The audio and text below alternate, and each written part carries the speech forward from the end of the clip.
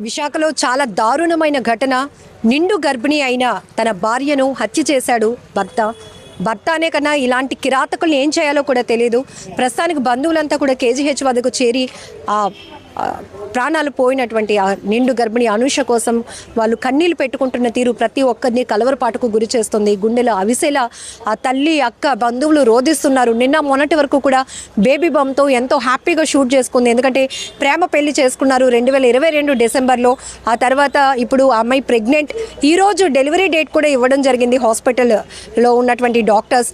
అలాంటిది నమ్మించి పూర్తిగా ప్రేమ అనే ఒక ముసుగులో మాయలో ఆమెను ఇంతవరకు లాక్కొచ్చి ఇప్పుడు చంపేశాడు అంటూ బంధువులు ఆరోపిస్తున్నారు, రోధిస్తున్నారు. ఒక్కసారి వాళ్ళ ఫ్రెండ్స్తో కూడా కొంతమందితో ఫ్యామిలీ మెంబర్స్తో చనిపోయినటువంటి అనూష గారు బావ కూడా ఇక్కడ ఉన్నారు. ఆయనతో మాట్లాడదాం.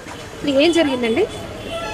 నైట్ 10 కూడా కాల్ చేసిందండి. తను ప్రాబ్లం ఏం లేదు, మార్నింగ్ హాస్పిటల్లో జాయిన్ చేస్తానన్నాడని కూడా చెప్పిందండి. అయితే నైటే జాయిన్ చేయమన్నారంటండి హాస్పిటల్లో మేడం డాక్టర్గా అయితే. కానీ మార్నింగే జాయిన్ చేస్తానని చెప్పేసి అన్నాడంటండి. అది మార్నింగ్ మాకు వాళ్ళ ఫ్రెండ్స్ నుంచి కాల్ వచ్చింది. వెంటనే పోలీసులను గట్టిగా నిర్బంధిస్తే అప్పుడు ఒప్పుకున్నాడంటండి. ఏదేమైనా కానీ సొసైటీ సపోర్ట్ అయితే కావాలండి. తనే అదే చున్నీతో ఊరేసేసి చంపేశానని చెప్పి ఒప్పుకున్నాడు అంటే తెలియదండి. అది అతనే చెప్పాలండి. ఖచ్చితంగా అతనితో చెప్పించాలండి. ఇది ఇప్పుడు లవ్ మ్యారేజ్ అంటున్నారు. ఎవరైతే ఆ భర్త ఉన్నారో వాళ్ళ ఫ్యామిలీలో ఎవరికి తెలియదా అండి? అసలు వాళ్ళ రిలేటివ్స్ అందరికీ తెలుసండి, చాలా వరకు తెలుసండి. కానీ ఎప్పుడు ఇంటరాక్ట్ అయితే చేయలేదండి. తను కూడా ఎక్కడికి బయటకు అయితే పంపించేవాడు కాదండి ఎక్కువ. అది ఇద్దరు పర్సనల్గానే ఉండేవారు. 2022 మ్యారేజ్ అయిన దగ్గర నుంచి కూడా ఒకవేళ వచ్చినా 2-3 అవర్స్ మించి బయటకైతే వచ్చేది కాదండి.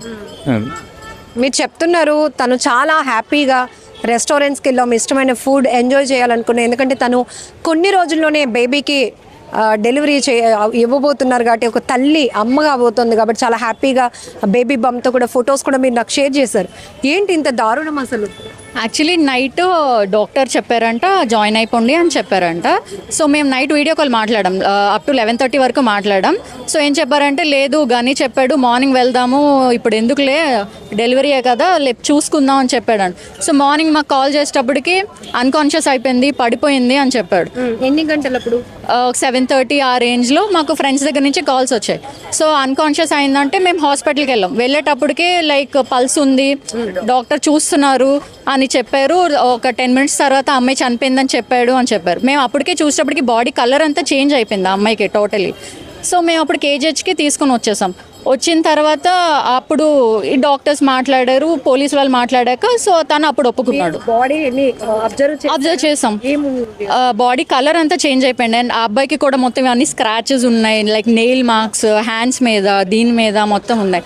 సో అయితే ఏదో చిన్న ఆర్గ్యుమెంట్ ఏదో అయి ఉంటుంది అని అనుకున్నాం, కానీ మరి ఇంతలా దారుణంగా చంపేస్తారని మేము ఎక్స్పెక్ట్ చేయలేదు. అసలు ఒక మనిషి మరొక మనిషిని హింసించడమే చాలా ఘోరం. అంటే నిండు గర్భిణి, అది కూడా అతనికి చాలా రెస్పాన్సిబిలిటీ ఉంది, భార్య బిడ్డ.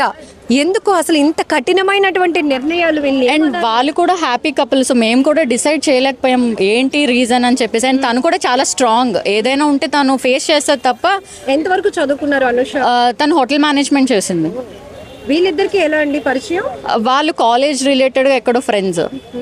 సో మేము తర్వాత ఫ్రెండ్స్ అండ్ వాళ్ళు కాలేజ్ ఫ్రెండ్స్. వాళ్ళకి కొంచెం వాళ్ళ ఇంట్రొడక్షన్ అది వాళ్ళకి తెలుసు. మ్యారేజ్కి వెళ్ళారా మీరు? లేదు, నాకు మ్యారేజ్ తర్వాత నుంచి మేము ఫ్రెండ్స్. ఒక 3 years నుంచి మేము ఫ్రెండ్స్ అనమాట. ఆఫ్టర్ మ్యారేజ్ మాకు పరిచయం తను. ఏంటి ఇలాంటి వాళ్ళని ఎలా శిక్షించాలి? ఇంకొక ఆడపిల్ల జీవితం ఇలా నాశనం అవ్వకుండా ఉండాలి అంటే అసలు రిలేటెడ్ థింకింగ్ అసలు ఎలా వచ్చిందో, ఒక మనిషిని చంపేయాలి అని అంత దారుణంగా ఎలా తీసుకున్నాడని అసలు అర్థం కావట్లేదు. డెఫినెట్లీ అసలు అయితే చాలా గట్టిగా శిక్షించాలి. అసలు నా ఫ్రెండ్కి జరిగినట్టు ఇంకెవ్వరికి జరగకూడదు అంటే డెఫినెట్లీ దీన్ని ముందుకు తీసుకెళ్ళాలి. And we are expecting. లాస్ట్ వాళ్ళు మాట్లాడినప్పుడు ఏంటి? మేము 11:30కి మాట్లాడాం. హాస్పిటల్ నుంచి వచ్చాము, డాక్టర్ జాయిన్ అయిపోమని చెప్పారు. సో వాళ్ళ హస్బెండ్ ఏమో లేదు మార్నింగ్ వెళ్దామని నెగ్లెక్ట్ చేశారనమాట. సో మేము అన్నాం వెళ్ళిపోవాల్సింది కదా అంటే లేదు తను తీసుకెళ్ళి అన్నాడు, మార్నింగ్ తీసుకెళ్తా అన్నాడు అని చెప్పాడు. మార్నింగ్ మేము తనతో మాట్లాడినప్పుడు నైట్ తను వద్దన్నది. సో మార్నింగ్ తీసుకెళ్తాము, బ్రేక్ఫాస్ట్ అయ్యాక తీసుకెళ్దామని వెయిట్ చేశాను. మార్నింగ్ బ్రేక్ఫాస్ట్కి తను లేపినప్పుడు తను లెగలేదు, అన్కాన్షియస్ అయింది. వాటర్ వేస్తే వాటర్ బయటకు వచ్చేస్తుంది. సో అందుకు నేను అందరికీ కాల్ చేశాను భయపడి అని చెప్పాడు.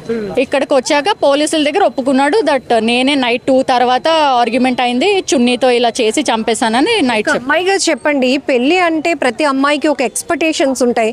అమ్మా నాన్న మనకి ఎంత కేర్గా ఎంత ప్రేమగా చూసుకుంటారో మనం అత్త వాళ్ళ ఇంటికి వెళ్ళినప్పుడు కూడా అవే ఎక్స్పెక్ట్ చేస్తాం సేమ్. ఒకవేళ అలాంటి ప్రేమతో చూసుకున్న అత్త అయితే అమ్మాని పిలవాలనిపిస్తుంది.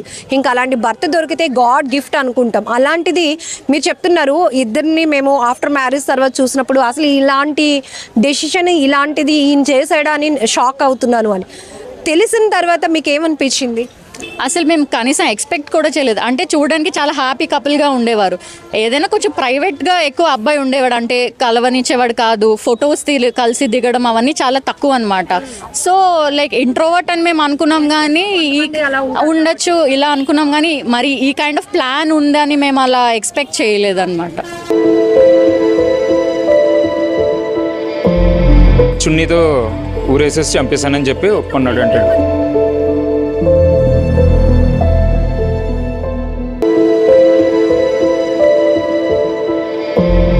చున్నీతో ఊరేసేసి చంపేశానని చెప్పి ఒప్పుకున్నాడు. అంటే